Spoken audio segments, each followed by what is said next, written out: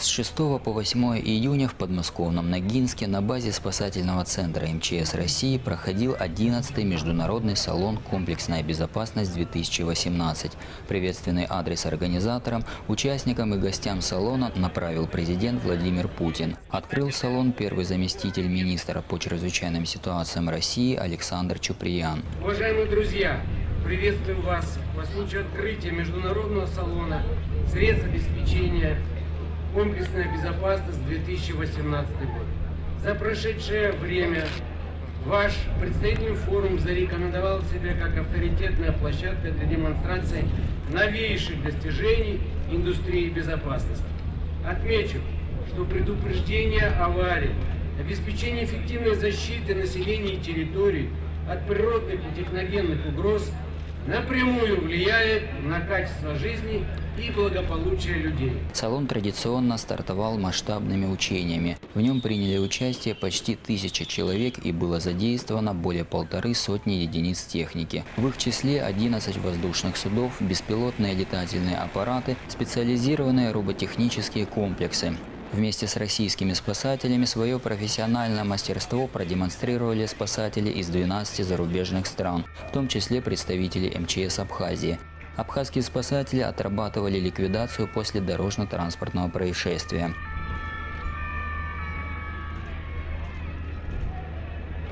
Отрабатывались действия по ликвидации последствий различных происшествий: авария и пожар на особо опасном предприятии, утечка химически опасного вещества, нефтеразлив при железнодорожной катастрофе. Кроме того, были показаны действия подразделений при проведении аварийно-спасательных работ в горной местности, на воде во время ликвидации последствий паводков. Особенно зрелищным этапом учений была работа авиации. Оснащенные современными системами пожаротушения самолеты Ил-76 и Б-200ЧС совершили прицельный сброс огнегасящей жидкости на очаги условных природных пожаров.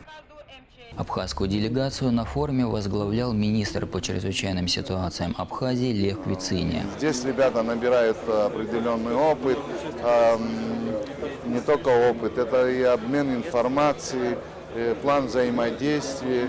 Я считаю, что они очень полезны, в частности, для нашей службы.